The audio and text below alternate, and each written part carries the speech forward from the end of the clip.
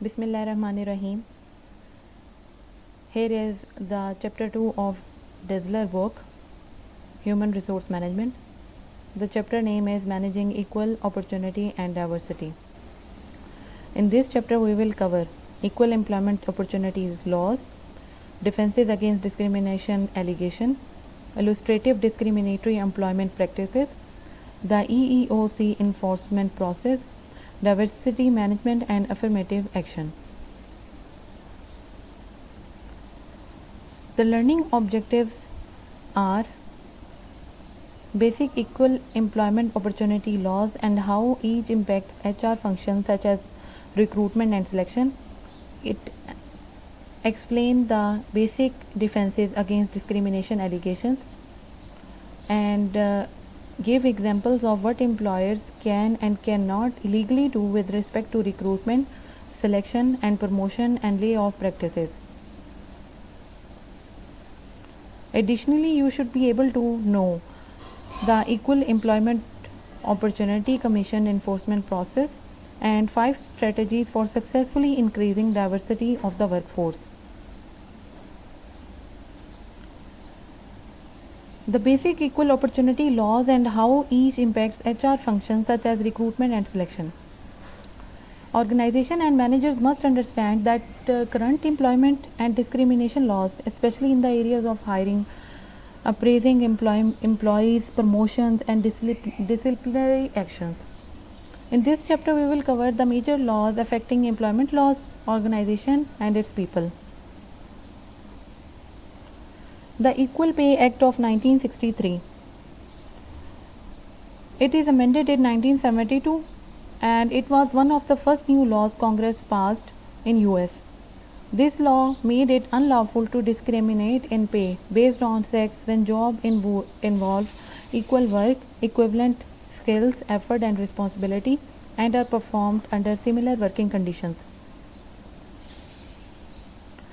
Equal Employment Opportunity Laws, it is under Title 7 and this act says that employer cannot discriminate on the basis of race, color, religion, sex or any other thing like national origin with respect to employment. This act was also amended by the 1972 Equal Employment Opportunity Act. The act specifically states that it shall be unlawful employment practice for an employer. For example, to fail or refuse to hire or to discharge an individual or otherwise to discriminate against any individual with respect to his or her compensation, terms and conditions or privileges of employment because of such individual race, color, gender or national origin, and to limit or segregate or classify his or her employees or applicants for employment. Title 7 established the Equal Employment Opportunity Commission, the EEOC. This commission empowered to investigate job discrimination complaints and sue on the behalf of complainants. Under executive orders that US President issued over the years, most employers who do business with the US government have an obligation beyond the imposed by Title 7 to refrain from employment discrimination. Executive orders like 11,246 and 11,375 don't just ban discrimination, they require the contractors take affirmative action to ensure equal employment opportunity. These orders also establish the offices of Federal Contract Compliance Program, which is responsible for ensuring the compliance of federal contract. The Age Discrimination in Employment Act of 1967, as amended, prohibits arbitrary age discrimination and specifically protecting individuals over 40 years old.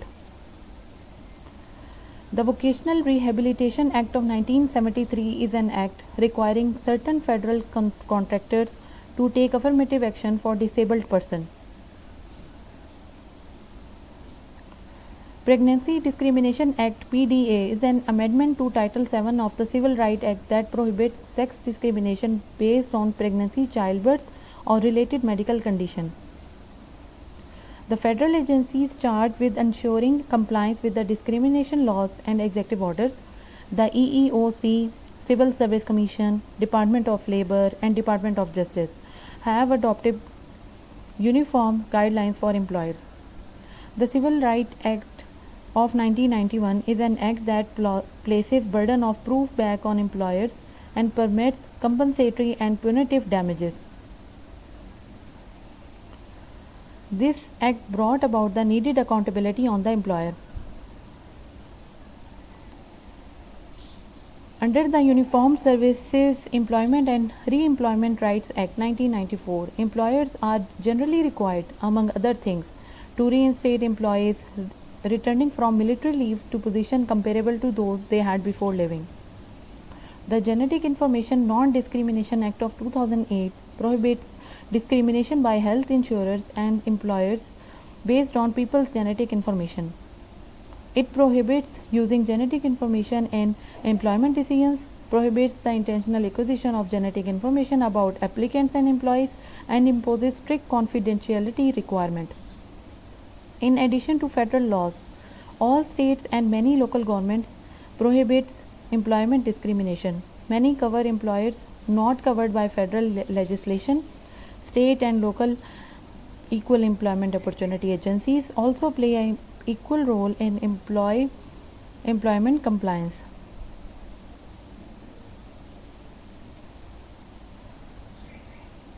There are also selected court decisions regarding EEO. For example, in the Duke Power Company in US, the Supreme Court case in which the plaintiff argued that his employer requirement that coal handlers be high school graduate was unfairly discriminatory. In finding for the plaintiff, the court ruled that discrimination need not to be avowed to be illegal, that employment practices must be related to job performance, and that the burden of proof is on the employer to show that hiring standards are job related.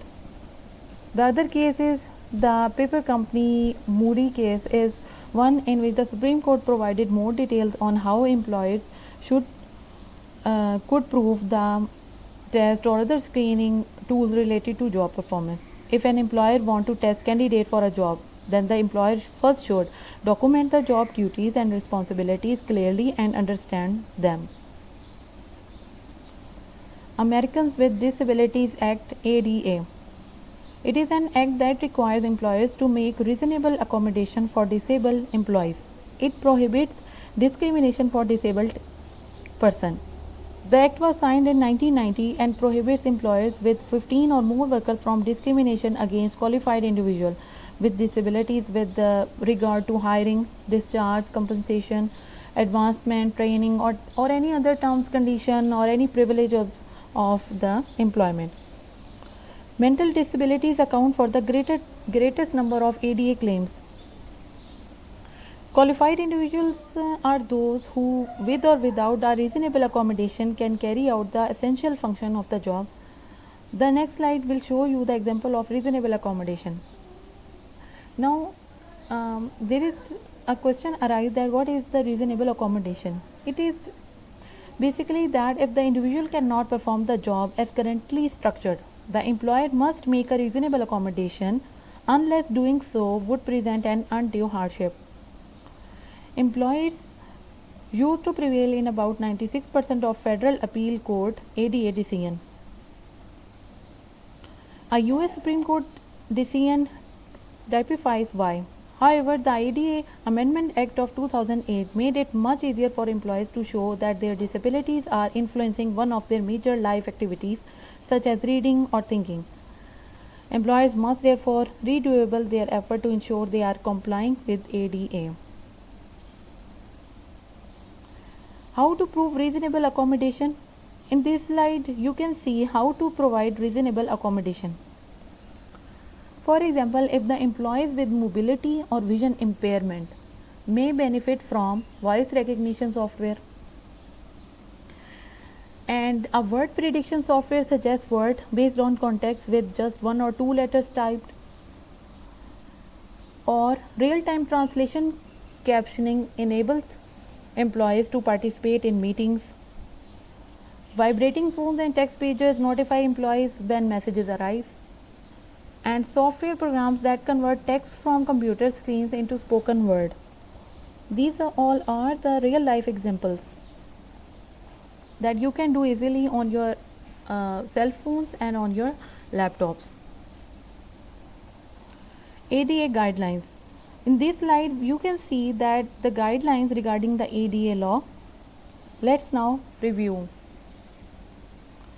Do not deny a job to a disabled individual if the person is qualified and able to perform the essential job functions. Make a reasonable accommodation unless doing so would result in undue hardship. Know what you can ask applicants. In general, you may not make pre-employment inquiries about a person's disability or ask about his or her disability before making an offer. However, you may ask questions about the person's ability to perform certain tasks or job functions. Itemize essential job function on the job description. In virtually any ADA legal action, a central question will be what are the essential functions of the job.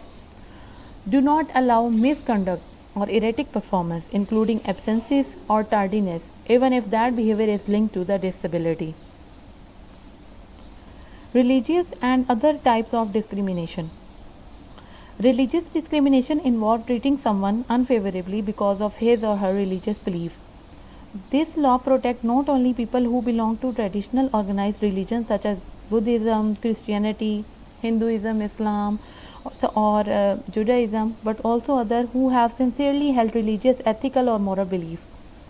The EEOC has also held that discrimination against an individual because that person is transgender is discrimination because of sex and therefore covered under Title VII. The Commission also found that sexual orientation claims on sex stereotyping also have a discrimination claim under Title VII. In 2017, a federal appeals court ruled that the Title VII ban on sex discrimination means employers cannot discriminate against workers based on any sexual orientation. Here is a summary of EEO actions. In this slide, you can see the several of major EEO laws. You can review from it that what are the actions and what it basically does.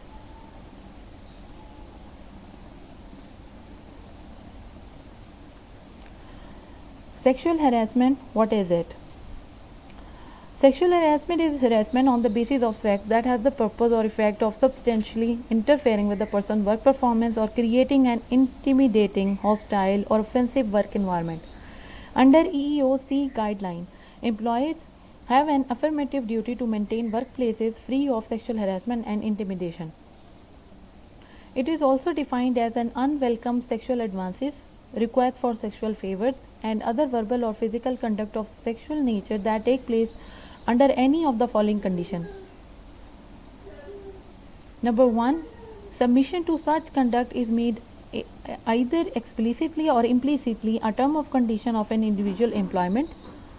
Number 2, submission to or rejection of such conduct by an individual is used as the basis for employment decision affecting such individual. Number 3, such conduct has the purpose or effect of unreasonably interfering with an individual work performance or creating an intimidating, hostile, or offensive work environment. Proving sexual harassment. There are 3 main ways someone can prove sexual harassment. Number 1, quid pro quo. The most direct is to prove that rejecting a supervisor's advances adversely affected what the EEO calls are tangible employment actions such as hiring, firing, promotion, demotion, or work assignment. Number 2, the hostile work environment caused by supervisors. One need not show that the harassment had tangible consequences such as demotion. One example is that an employee felt like her emotional and psychological ability was so affected that the only way to get relief was to quit her job. Number 3, hostile environment caused by co-workers or non-employees. The questionable behavior does not have to come from the person's supervisor. For example, one court held that a mandatory sexually provocative uniform led to lewd comments by customers. When is the environment hostile? Hostile environment in sexual harassment situations generally means that the intimidation, insults, and ridicule were sufficiently severe to alter the working condition. Frequent and severe are the key conditions. Additionally, the sense of physically threatening or humiliating are also conditions, as well as the perceived feeling of all of the above conditions. So, in this situation, what can an employee do? The employee who feels that harassment is taking place should take the following steps. He can speak with the harasser and his or her boss, stating that the unwanted should be ceased. Secondly, he should inform their supervisor about the situation. Thirdly, if the problem does not cease, the employee should file written reports regarding the unwelcome conduct and unsuccessful efforts to get its job with the harasser's manager and or the human resource director. Number 4. If these do not suffice, the accuser may file a claim with the EEOC. In serious cases, the employee can also consult an attorney about suing the harasser for assault and battery, intentional infliction of emotional distress, injunction relief, and to recover compensatory and punitive damages.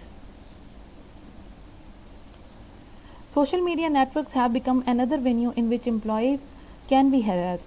Many companies are having to redefine their social media policies to include this possibility and prevention of it. Some trends are broadening the impact of equal employment laws, while others are forming new paths. The US Labor Department recently passed final regulation requiring the federal contractors adopt quantifiable hiring goals for individuals with disabilities. Employers who don't employ a minimum of 7% disabled workers may face penalties, possibly lose their contracts. However, other recent decisions may produce headway. For example, in US Supreme Court upheld a Michigan constitutional amendment that bans affirmative action in admission to the state's public universities. One effect would seem to be the permit voters in individual state to eliminate affirmative action based admission to their public universities. The US Supreme Court made it more difficult for someone to bring a retaliation claim against an employer. It also more strictly defined supervisor, reducing the likelihood someone who could show that an employer was responsible for a supervisor's harassing behavior.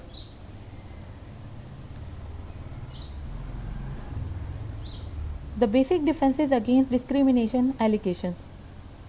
We will now look at the various defenses against discrimination. Here we need to understand the adverse impact. Adverse impact is the overall impact of employer practices that result in significantly higher percentages of members of minorities and other protected groups being rejected for employment, placement or promotion. It is basically called adverse impact. Discrimination laws distinguishes between disparate treatment and disparate impact. Disparate treatment means intentional discrimination. It requires no more than a finding that women or protected minority groups were intentionally treated differently because they were members of a particular race, religion, gender or ethnic group. Disparate impact means that an employer engages in an employment practice or policy that has a greater adverse impact on members of the protected group under Title VII than on any other employees regardless of intent. A rule that says employees must have college degree to do a job exemplifies this. Disparate impact claims do not require proof of discriminatory intent. Instead, the plaintiff must show that the apparently neutral employment practices create an adverse impact, a significant disparity basically, between the proportion of minorities and the available labor pool and the proportion you hire. Showing adverse impact therefore plays a central role in discrimination practice allegation. Employers may not institute an employment practice that has an adverse impact on particular class of people unless they can show that the particular is a job related and necessary.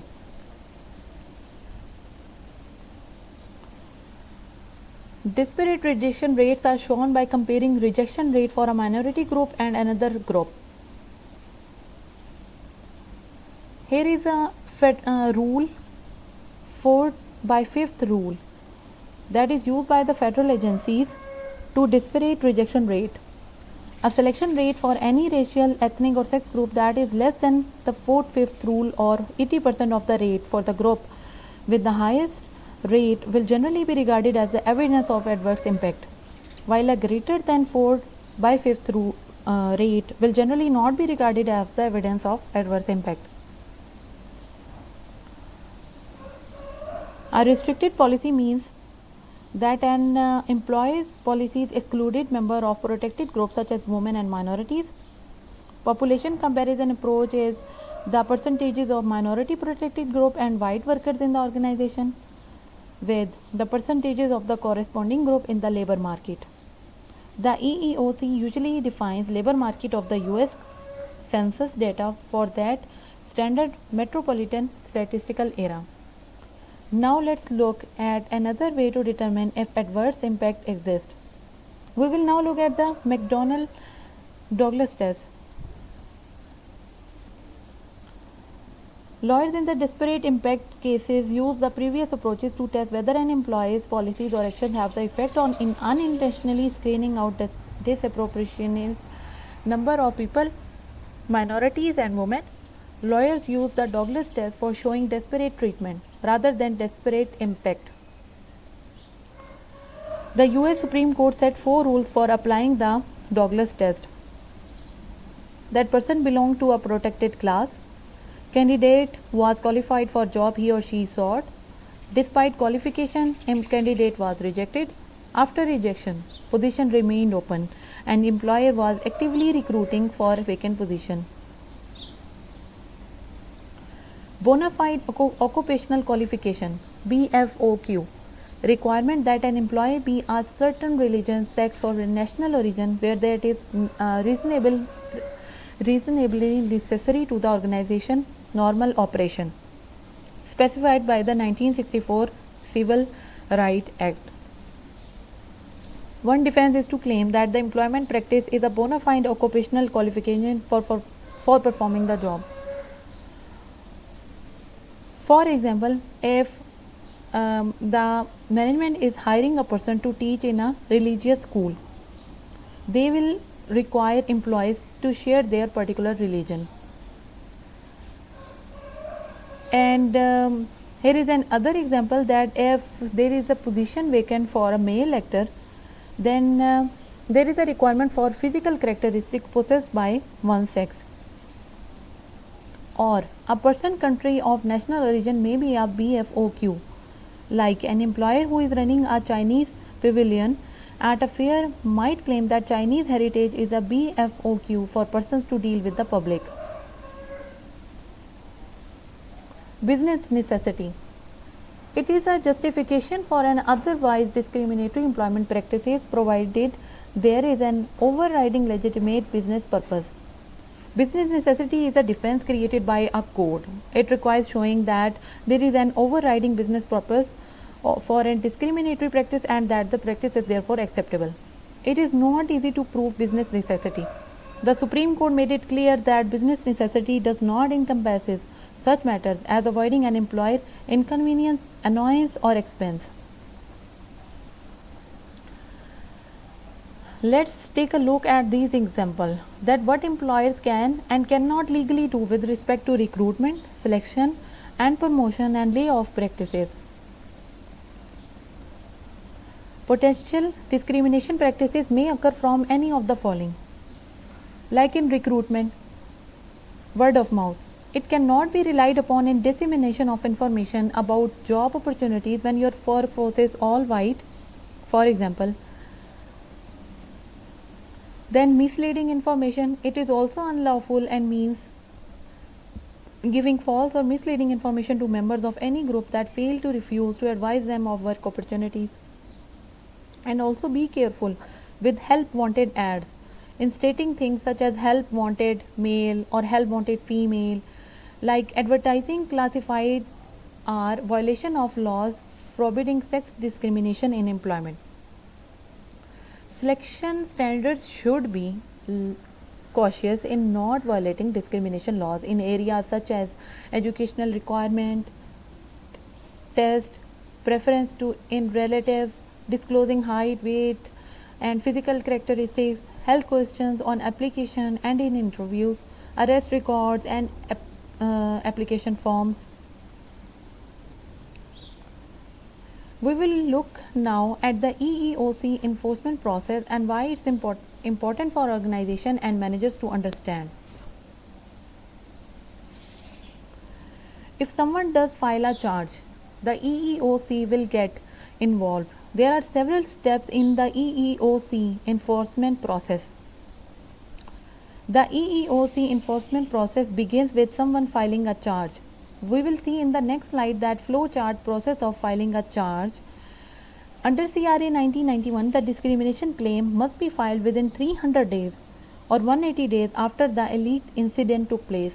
The filing must be in writing and under oath by either the aggrieved person or by a member of EEOC who has reasonable cause to believe that a violation occurred. After a charge is filed, the EEOC has 10 days to serve notice of the charge on the employer. Attorneys advise against submitting lengthy statement in response to receiving a charge, instead providing a concise explanation describing why the actions were lawful.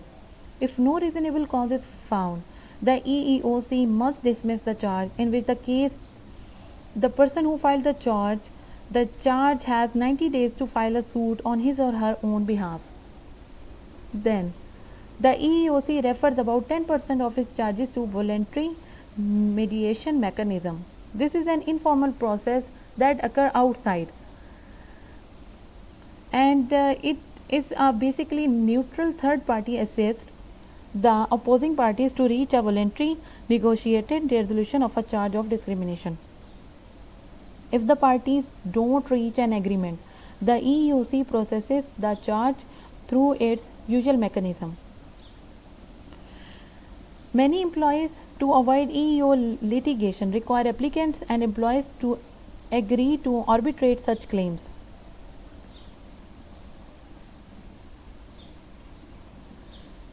In this slide, you can see a flow chart depicting the EEOC charge filing process.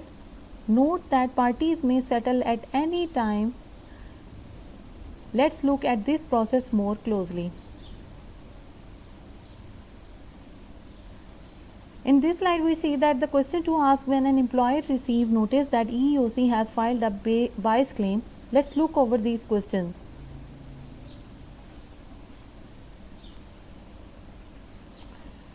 Five strategies for successfully increasing diversity of workforce. Increasing diversity is an important strategy for organization to implement, not only because it makes sense from a business standpoint in mirroring the communities in which the organization serves, but also because in so many ways it's the law to ensure fairness and non-discrimination. Diversity is having a workforce comprising of two or more groups of employees with various racial, ethnic, gender, cultural, natural origin, handicap, age, and religious background. Diversity can provide behavioral barriers that undermine work team cooperation. Understanding the underlying reasons for not having a diverse environment may be stemming from the following behavior of employees within the environment. These behavior must be identified and eliminated, and the work environment must be trained. For example, stereotyping. It is a process in which someone ascribes specific behavioral trait to individual based on their apparent membership in a group. Prejudice means bias toward prejudicing someone based on the person's traits.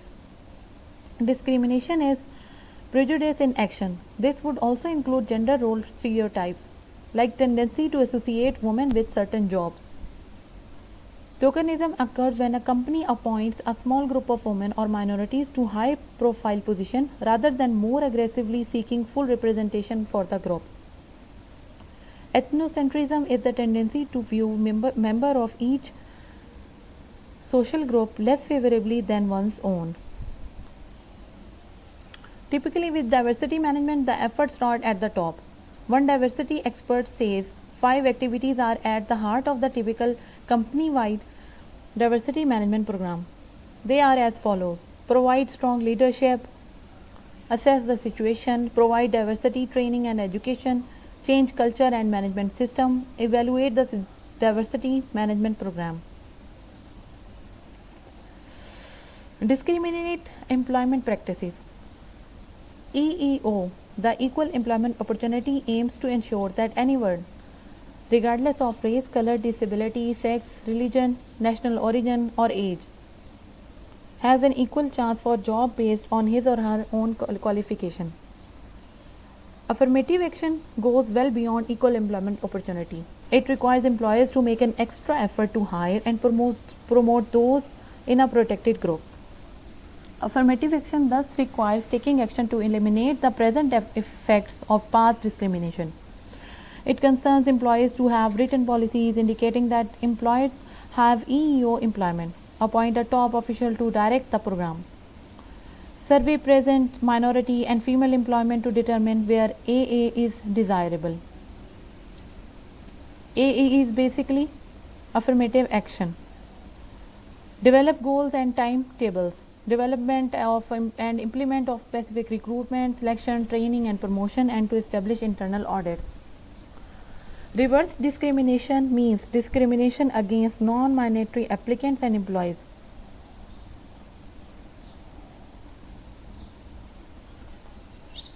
Here is the summary. In this chapter, we have covered and discussed following areas like legislation barring employment discrimination, disparate treatment, mindfulness of discrimination in human resources practices, EEOC role in discrimination, managing diversity. Thank you so much for your time.